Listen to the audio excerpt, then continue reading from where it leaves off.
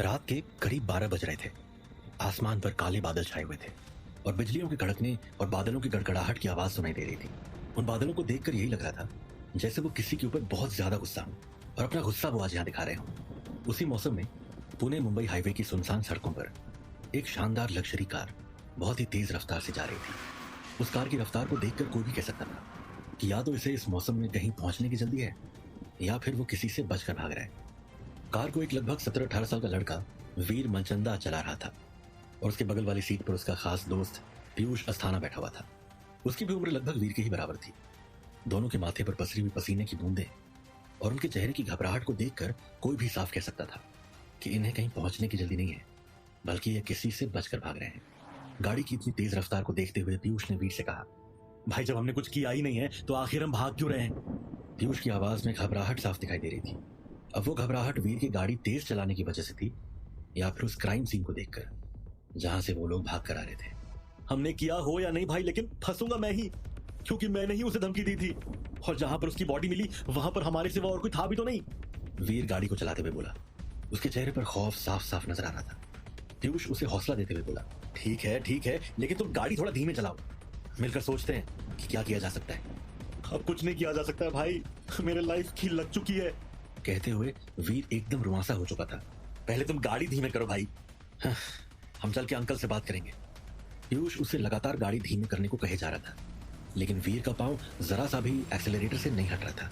वीर ने बिना पीयूष की ओर देखे हुए कहा, अंकल से यानी मेरे पापा से। अब बिजली के कड़कने और बादल के गरजने की आवाज और तेज हो चुकी थी। हल्की हल्की बूंदाबांदी भी शुरू हो गई थी। वो लोग पुणे शहर पार कर चुके थे और बहुत ही तेजी से मुंबई की तरफ बढ़ रहे थे। पीयूष ने वीर की ओर देखते हुए कहा, हाँ तुम्हारे पापा से, वो इतने बड़े बिजनेसमैन हैं, इतना नाम है उनका, वो थोड़े अपने बेटे को कहीं जाने देंगे। बेटा, तुम शायद भूल गए पीयूष, तो उनका बेटा जरूर हूं लेकिन इकलौता नहीं। जैसे उन्हें पता चलेगा कि मेरे सिर पर इतना बड़ा क्राइम बढ़ गया है तो वो सबसे पहले अपने को मुझसे अलग कर लेंगे, ऊपर से वो औरत। कहते हुए वीर का चेहरा गुस्से से लाल हो चुका था। वो दोनों आपस में बात कर ही रहे थे कि तभी उनकी गाड़ी के सामने एक जंगली हिरन सर्र से निकला। वीर का ध्यान कहीं अलग होने की वजह से वो हड़बड़ा गया और गाड़ी कुछ देर के लिए आउट ऑफ कंट्रोल हो गई। ऐसे गाड़ी के सांप की तरह लहरा जाने की वजह से पीयूष की चीख निकल गई। गाड़ी के आउट ऑफ कंट्रोल होने की वजह से कांप तो वीर भी गया था, लेकिन फिर भी उसने गाड़ी संभाल ली और उसने पीयूष को डांटते हुए कहा, इतनी तेज चीख क्यों रहे हो? क्या पहली बार मेरी गाड़ी में बैठे हो? उसके डांटने की वजह से पीयूष चुप तो हो गया, लेकिन फिर भी उसके दिल में एक अनजान सा डर बैठ गया और वो वीर से बोला, तुम गाड़ी जितनी मर्जी तेज चलाओ या हेलीकॉप्टर बना दो, लेकिन कम से कम ये तो बताओ कि आखिर हम जा कर रहे हैं। सुनील अंकल के पास, अब इस झमेले से सिर्फ वही बचा सकते हैं, और वैसे भी अभी अगर हम पापा के पास गए तो शायद हम पुलिस के हत्थे चढ़ जाएं, क्योंकि इसके मरने की खबर तो यहाँ की पुलिस तक पहुंच ही चुकी होगी और वो शिकारी कुत्तों की तरह मुझे ही ढूंढ रही होगी। कहते हुए वीर ने गाड़ी की स्पीड और तेज कर दी। उनकी गाड़ी लगभग 170-180 किलोमीटर प्रति घंटा की स्पीड पार कर चुकी थी। वीर मनचंदा कोई ऐसा वैसा आम लड़का नहीं था।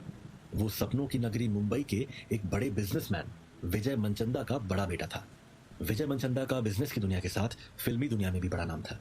उनकी कंपनी वीर फिल्म्स के तले बड़े से बड़े कलाकार काम करने को तरसते थे, लेकिन जैसे वो कलाकार काम करने को तरसते थे वैसे ही उनका बेटा वीर उनके प्यार और सहयोग के लिए तरसता था। शायद इसी वजह से वीर अकेलेपन और मनमढ़ई का शिकार होता चला गया और आज वो किसी मुसीबत से बचकर भाग रहा है। तकरीबन 15 मिनट बाद वीर और पीयूष दोनों खामोशी से बैठे हुए हैं और गाड़ी हवा की रफ्तार से भाग रही है। बरसात और हाईवे होने की वजह से कहीं कहीं इक्का दुक्का वाहन ही रोड पर नजर आ रहे थे। सड़क पर भले ही सन्नाटा फैला हुआ था, लेकिन वीर और पीयूष दोनों के दिल में एक अजीब सा शोर मचा हुआ था और उस शोर के मचने की वजह से पैदा हुआ डर उनके चेहरे पर साफ दिखाई दे रहा था। तभी अचानक आसमान में 4 आग के गोले जैसी आकृतियां उठी। बहुत तेज बिजली कड़की और वीर के कार के आगे आकर गिरी। वीर और पीयूष दोनों को ऐसा लगा जैसे सुबह हो गई हो और फिर बहुत ही तेज आवाज हुई, जिसे सुनने के बाद कोई भी ये कह सकता था कि आसपास कहीं कोई बम फटा है, लेकिन वो आवाज बम फटने की नहीं बल्कि बादल के गरजने की थी।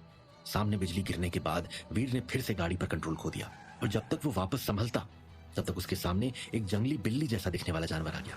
लगातार 2 बार अचानक से हुई घटना की वजह से वीर का कंट्रोल गाड़ी पर से बिल्कुल छूट गया और उसकी गाड़ी जाकर एक पेड़ से टकराई और फिर लुढ़कते हुए खाई की तरफ चली गई। घास के ऊपर पड़े वीर ने जब धीरे धीरे अपनी आंखें खोली तो उसने अपने आप को एक घने जंगल के बीचों बीच पड़ा पाया। उसने आसमान की ओर देखा तो बारिश रुक चुकी थी और आसमान एकदम साफ नजर आ रहा था। चांद के अपने शबाब पर होने की वजह से पूरा जंगल दूधिया रोशनी से नहाया हुआ था। वो पूरी तरह खून से लथपथ था और उसके कपड़े बुरी तरह से फट चुके थे, या यूं कहें कि कपड़े उसके शरीर पर रह ही नहीं गए थे। वो लगभग नंगा हो चुका था। पैंट के बचे हुए टुकड़े उसके प्राइवेट पार्ट्स को ढक रहे थे। वो दर्द के मारे करा रहा था। उसने अपने आसपास देखा, लेकिन उसे अपनी गाड़ी और पीयूष कहीं नहीं दिखाई दे रहे थे। अंधेरा होने और जंगल के बीचों बीच होने की वजह से वीर एकदम से घबरा गया और उसने पीयूष को आवाज देनी शुरू कर दी, पीयूष, पीयूष। लेकिन पीयूष ना तो उसे दिखाई दे रहा था और ना ही उसकी आवाज देने पर कोई रिस्पॉन्स आ रहा था। वो लंगड़ाते हुए आगे बढ़ा। पैर में चोट लगने की वजह से वो ठीक से चल भी नहीं पा रहा था। तभी उसके दिमाग में एक आइडिया आया और उसने अपनी पैंट की फटी जेब में हाथ डाला, लेकिन उसे मायूसी ही हाथ लगी क्योंकि उसका मोबाइल उसके जेब में नहीं था। आखिर कहाँ चला गया ये पीयूष? और गाड़ी भी नहीं दिखाई दे रही है। कहीं वो मर तो नहीं गया? वीर बड़बड़ाते हुए वहीं पर गिरे पेड़ के ऊपर बैठ गया। उसने बैठने के बाद जैसे ही ऊपर की तरफ देखा तो उसके बचे खुचे होश भी उड़ गए। जिस गिरे पेड़ के तने पर वो बैठा था, उसके बगल में ही लगे हुए दूसरे पेड़ की डाल पर उसे तेंदुआ बैठा हुआ दिखाई दिया, जो कि शायद सो रहा था। उसे देखते ही वीर की डर के मारे हवा टाइट हो गई और वो दबे पांव वहां से दूसरी तरफ बढ़ा। लेकिन जैसे ही उसने अपना पहला कदम जमीन पर रखा कि पत्तियों के कड़कड़ाने की वजह से तेंदुआ जाग गया और जैसे उसने वीर को देखा, उसने पेड़ पर से ही वीर की तरफ छलांग लगा दी। तेंदुए को अपनी ओर आता देख वीर अपने शरीर पर लगी चोटों को भूल गया और दम लगाकर वहां से भागा। आगे आगे वीर भाग रहा था और पीछे पीछे तेंदुआ खदेड़ रहा था। लेकिन वीर के अंदर इतनी हिम्मत नहीं बची थी कि वो किसी तेंदुए को दौड़ में पिछाड़ सके। उसे महसूस हो चुका था कि अब उसका आखिरी समय आ चुका है। लेकिन तभी अप्रत्याशित तरीके से उसका पैर फिसला और वो सरसराते हुए वहां से नीचे लुढ़कता हुआ चला गया। तकरीबन 3 मिनट तक नीचे की ओर सरकने के बाद वीर जाकर एक बड़े पत्थर से टकराया और बेहोश हो गया। सुबह हो चुकी थी। आसमान एकदम साफ था और सूरज अपनी जवानी की ओर धीरे धीरे बढ़ रहा था। वीर को होश आ चुका था और उसने जब उठकर देखा तो वो जंगल के बीचों बीच ही एक मैदान की तरह दिखने वाले जगह पर पड़ा हुआ था। उसने उठकर अपने चारों ओर देखा तो उसे कोई भी आदमी नजर नहीं आ रहा था। उसे समझ नहीं आ रहा था कि आखिर वो है कहां। लेकिन तभी उसकी नजर एक गुफा पर पड़ी और वो न जाने क्या सोचकर उसी ओर चल पड़ा। उसने गुफा के प्रवेश द्वार पर कदम रखा ही था कि उसे कानों में पीछे से आती हुई एक आवाज सुनाई पड़ी, आखिरकार आ ही गए तुम। जब उसने पीछे मुड़कर देखा तो वो भौंचक्का रह गया। वो समझ चुका था कि वो इस जंगल में अकेला नहीं है। आ गए तुम। वीर ने जैसे ही वो आवाज सुनी वो पीछे की ओर पलटा तो उसकी आंखों को यकीन नहीं हुआ। उसके सामने एक लगभग 70 से 80 वर्ष का वृद्ध व्यक्ति हाथ में एक लाठी और कमंडल लिए खड़ा हुआ था। उसकी सफेद जटा और सिर पर कसे जूड़े को देखकर वो कोई साधु लग रहा था। उसकी हाइट तकरीबन 6 फीट की थी और चेहरे पर एक तेज था। वीर ने जैसे ही उसे देखा वो चौंक सा गया और हकलाते हुए पूछा, आप मुझे जानते हैं? वीर के ऐसे हकलाकर पूछने और चेहरे पर फैले डर को देखकर उस साधु के मुंह से हंसी छूट गई और वो हल्की हंसी के साथ वीर को देखते हुए बोला, अगर नहीं जानता होता तो ऐसे पूछता क्यों? और इतना डर क्यों रहे हो? मैं कोई राक्षस तो हूं नहीं और ना ही वो तेंदुआ हूं जिससे तुम रात में बचकर भागे थे।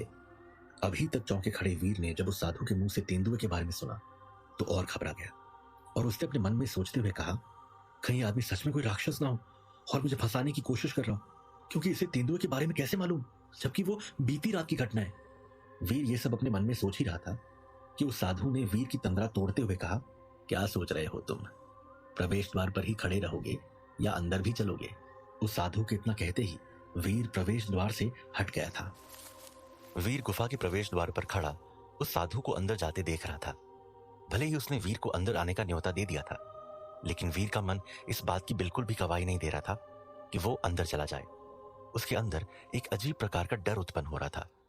कौन था वो साधु और क्या वो सच में वीर की कोई मदद कर सकता था? इस सवाल का जवाब अभी भविष्य के गर्भ में था।